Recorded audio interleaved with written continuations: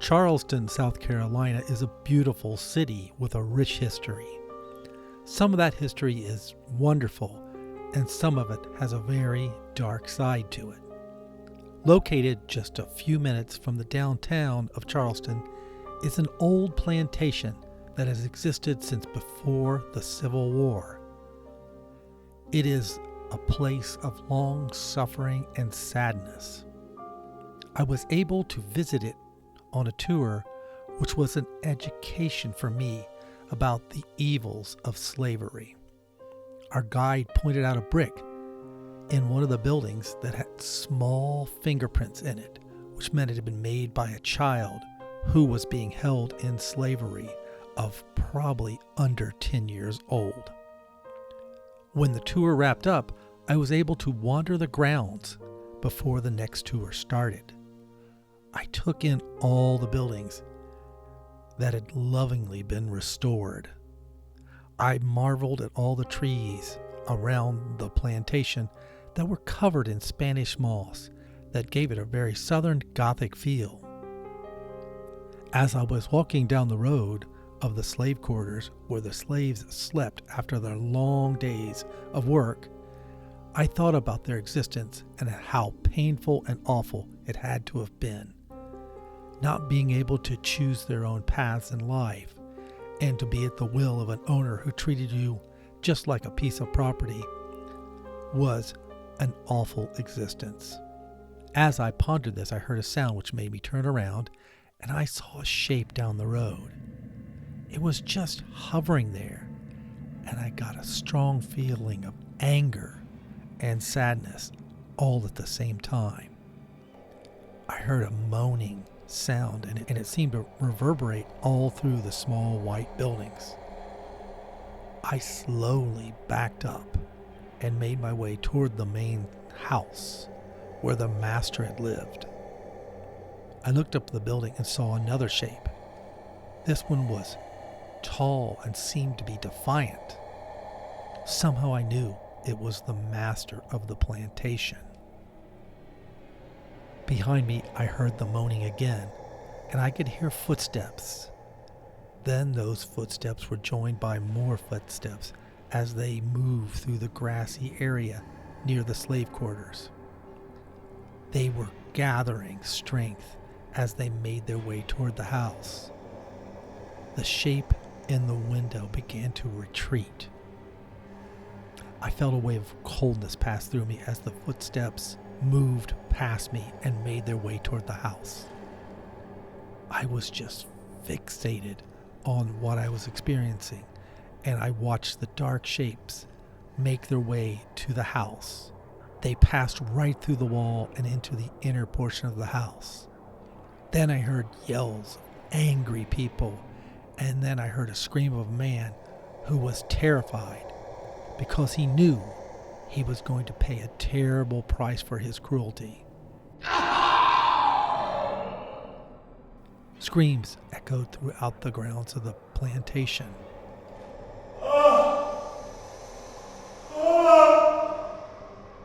This was vengeance that had been hundreds of years in the making. After a moment, the cold that held me in place lifted, and the whole grounds of the plantation returned to normal. There was another tour starting far away from me, and I could see people gathering, getting ready to learn the history of this plantation. I trudged back to my car and thought about what I had just experienced, and felt that some justice had been served, if only in the afterlife. As I drove away, I could see the dark shapes moving out of the house and onto the grounds, and then they just faded away.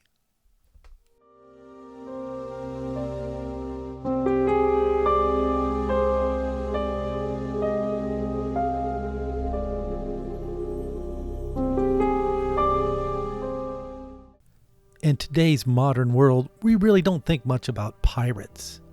And that's what I had to do one day while wandering the streets of Charleston, South Carolina. Charleston's history takes us back to the beginning days of the founding of the United States. It was a major seaport and site of commerce. I was strolling along the lower end of the city when I arrived at a park which is known as the Battery. It's a rectangular park lined with beautiful trees and old cannons dating back to the Civil War and the Revolutionary War. There were a few people milling about, but basically I was there on my own. I made my way into the park, checking out some of the statues of the defenders of the city during the Revolution, and yes, there were a few soldiers from the Civil War represented among those statues. As I passed some of the trees, I saw some motion ahead. I wasn't even sure what it was. It was a dark shape and it stood there menacingly.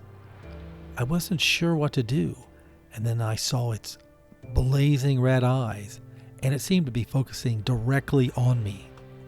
I was stuck in place momentarily, trying to determine what it was I was seeing and what I should do about it. But eventually, I was able to start backing away. Then the shape began to move toward me. There was a whispering and groaning sound to it as it made its way toward me. I began to back away more quickly and nearly tripped on one of the piles of Civil War ammo for one of the cannons, but I was able to remain upright on my feet. I got to the edge of the park and began to move north, almost running, and I reached the edge of the park. Once I reached the edge of the park, I looked back, and the place was just empty. I stood there breathing hard and sweating a little bit as my heart thumped in my chest, trying to figure out what I had just seen. This dark shape had rattled me badly. Later in the day, I would learn a little bit about the history of the pirates in the city of Charleston. Stede Bonnet was a famous pirate dating back to the early 1700s. He was known as the gentleman pirate because he came from a rich family and he didn't have any need to go out and steal, but he just felt an urge to do it. After many raids, he and his men were eventually captured and imprisoned in a dungeon in the town. After a failed escape plan, they were all taken to the Battery Park, also known as the White Gardens, where they were all hung.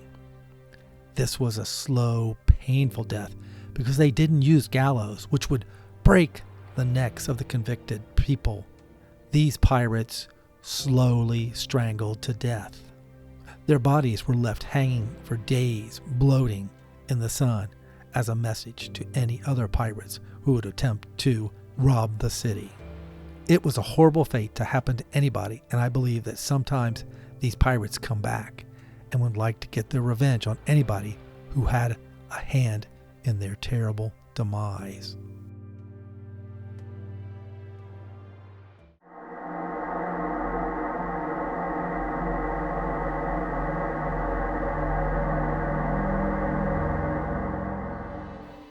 The past is never truly dead.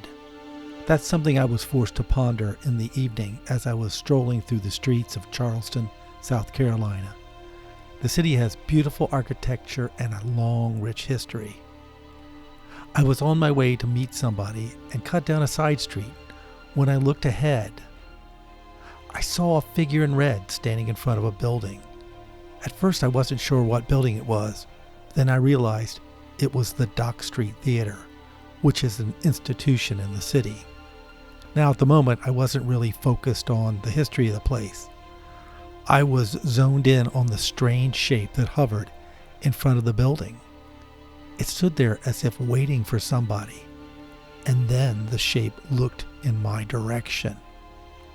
I could see that it was a female face, and she looked straight back at me. I felt something cold clutch my heart as fear spread through my body. This couldn't be happening. There was an angry expression on her face that seemed to be aimed at me and maybe at the whole world. I was frozen in place and gazed at her form. I was afraid that she would start heading my direction, and there was no way I could move away from her because I was so struck with fear. But then, just as I was about to free myself from her gaze, she turned and floated toward the theater. She passed right through the wall and into the building. I should have just run away, but for some crazy reason I decided to rush up to the building and see what happened to this strange shape. I got to the front of the theater and looked inside the lobby, and I saw the red shape floating as it moved through the ornate room. The shape paused, and again it looked back at me. Its stare froze me for the second time. I felt anger and then a little sadness coming from the shape. It turned and moved through one of the doors leading to the theater, passing through the wooden structure as if it were nothing. I stayed there for several moments thinking of the lady in red, and would she reappear? But she did not. Finally, a car drove by and honked. I wasn't sure if it was me or just in general, but that broke me out of my trance, and I staggered away. Later, I was talking to someone who was into local history and knew about the theater. They gave a dry laugh. They would go on to say it was the ghost of Nettie, who was a young woman who was forced to turn to prostitution after she could find no decent work for herself. It was said that she used theater to ply her trade, and one evening she broke out her special red dress. But then a storm blew in, and as she stood out front of the theater, a bolt of lightning struck her, killing her on the spot. The person went on to explain that other people had seen Nettie either standing outside the building or peering out a second-story window. They had felt the same thing I did, anger and sadness at this woman's place in life and in history. Cursed to go on to be stuck outside a theater